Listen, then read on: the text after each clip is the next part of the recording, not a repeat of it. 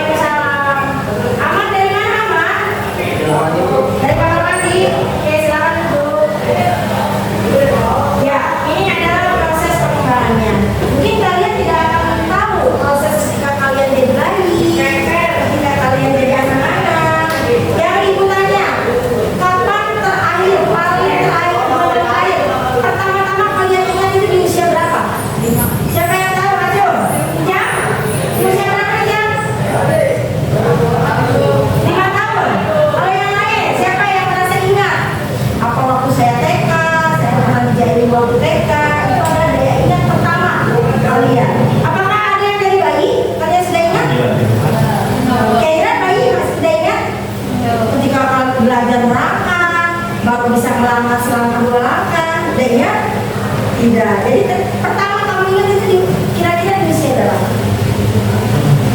TK. TK. Berarti kalau TK itu di usia berapa? 4 tahun. 4 tahun sudah TK. Masya Allah, lagi besar. 4 tahun sudah TK. Oke.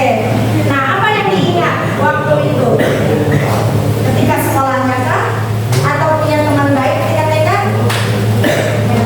Punya teman baik. Oh, Masya Allah. Itu yang diingat oleh Deda. Mungkin yang lain pun punya daya ingat yang kuat ya. Fadila juga seperti itu. Jangan takut ditunjuk ibu ya. Kalian silakan merespon. Oke. Selanjutnya,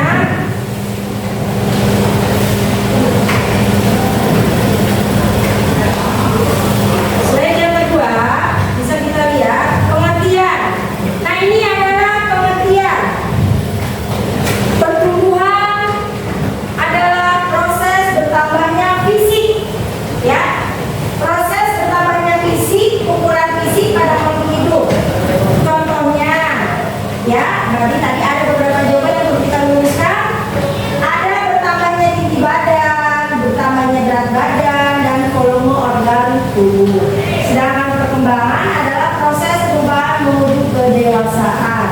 Kemudian melibatkan kematangan, fungsi organ, kemampuan yang lebih kompleks. Kemudian ada proses reproduksi kalian juga berjalan ketika masa remaja, ya. Lanjut.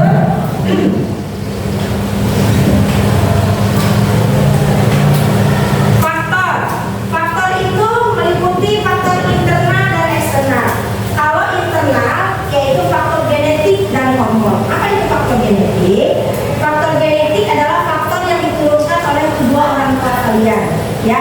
Faktor genetik kita tuh masih kecil aja udah dikasih warisan, ya, udah diturunin. Ada yang mirip ini, kamu mah mirip bapak kamu deh, ya. Atau misalnya kamu kok cara berjalannya seperti mama kamu. Nah, itu adalah faktor genetik yang diturunkan dari orang tua kepada anak.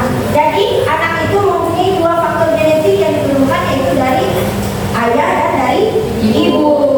Kemudian faktor hormon yang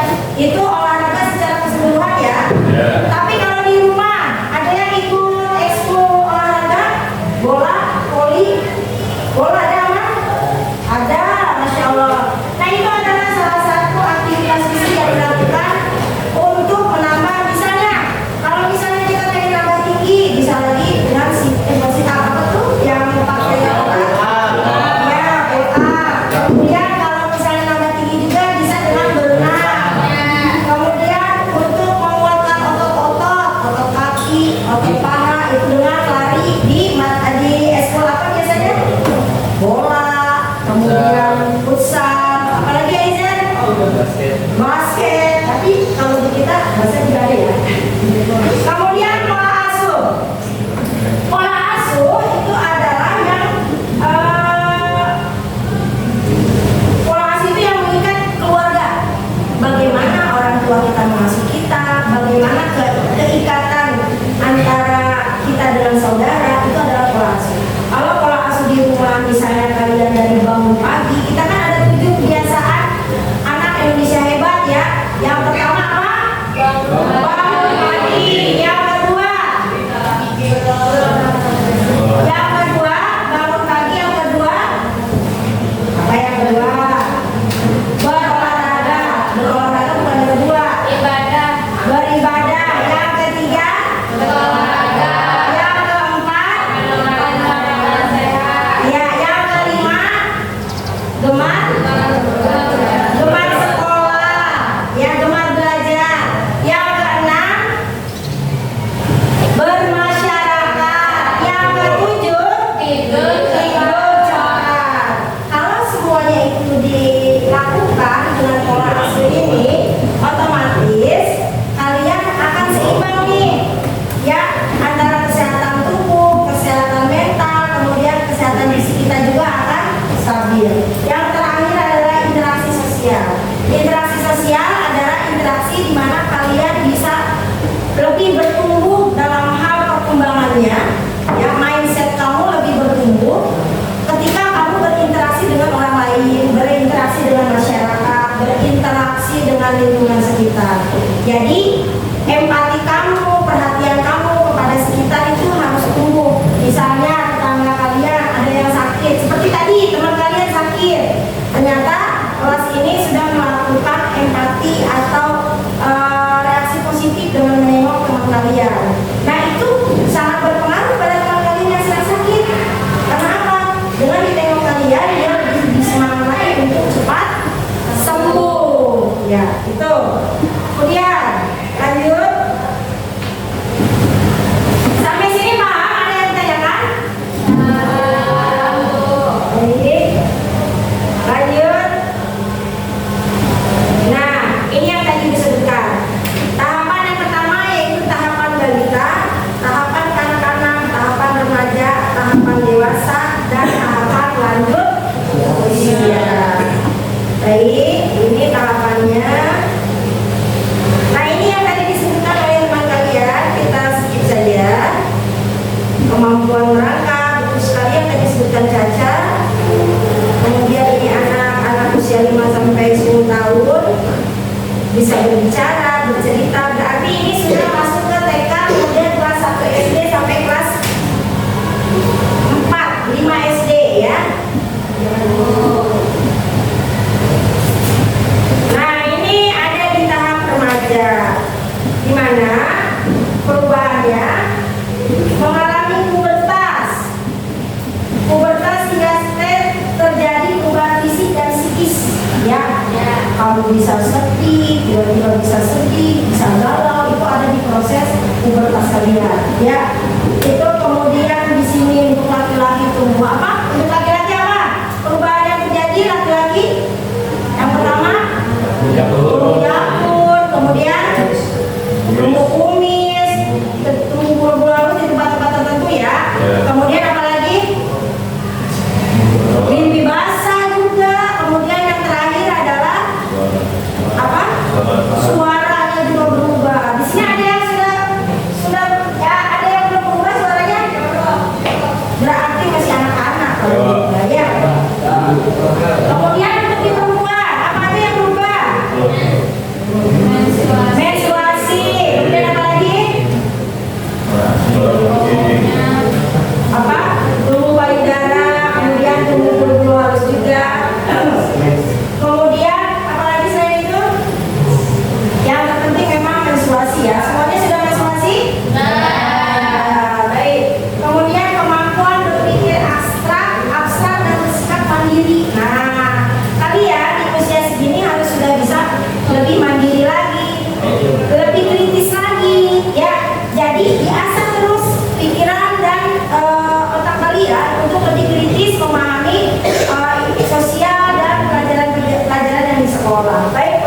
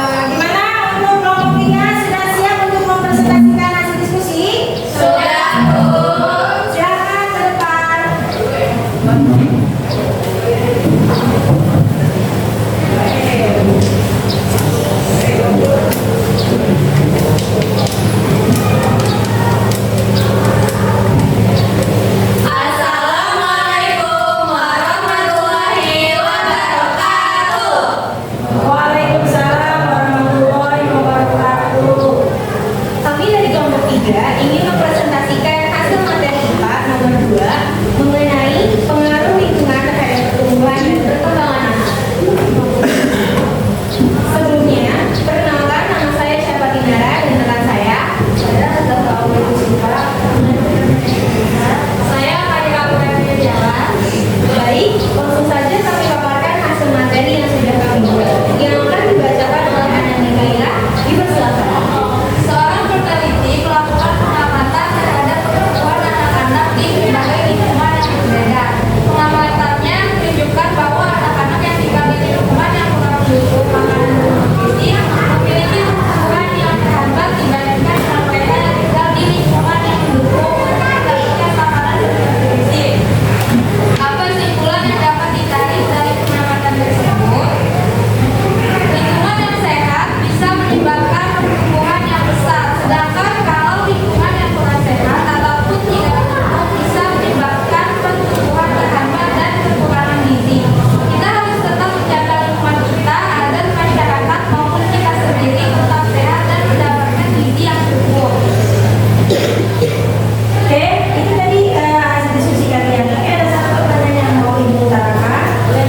Bagaimana cara mencegah masyarakat agar tidak terkena penyakit soal gizi? Silakan. Bisa menjaga lingkungan dengan membuang sampah pada tempatnya, membersihkan lingkungan ataupun gotong royong, makanan yang sehat, dan juga kita butuh perhatian lebih kepada anak-anak yang masih kecil karena mereka rentan sekali terkena penyakit soal gizi atau makanan yang mereka makan. Lingkungan merupakan faktor penting yang mempengaruhi pertumbuhan anak-anak. Lingkungan bukan saja tempat tinggal, tetapi juga wadah untuk membentuk karakter nilai-nilai kehidupan serta pola pikir yang akan mereka bawa hingga dewasa. Sudah? Hasil presentasi kalian. Baik, untuk kelompok 4 silakan beri tanggapannya. Ya, terima kasih untuk kelompok kita mempresentasikan soal nomor 2 pada buku pena. Kami dari kelompok 4, menurut pendapat kami sangat setuju apa yang sudah diterapkan oleh kelompok 2. Pengaruh lingkungan terhadap pertumbuhan dan perkembangan anak sangat penting untuk pertumbuhan. Baik, terima kasih kelompok 4. Terima kasih juga kelompok 3. Sekarang kita beri tepuk wow. Kasih we. Kasih yo. Kasih we. Wow. Silakan ditutup. Baik, usai sudah presentasi yang telah kami sampaikan. Kurang lebihnya mohon maaf. Terima kasih. Wassalamualaikum warahmatullahi wabarakatuh. Waalaikumsalam warahmatullahi wabarakatuh.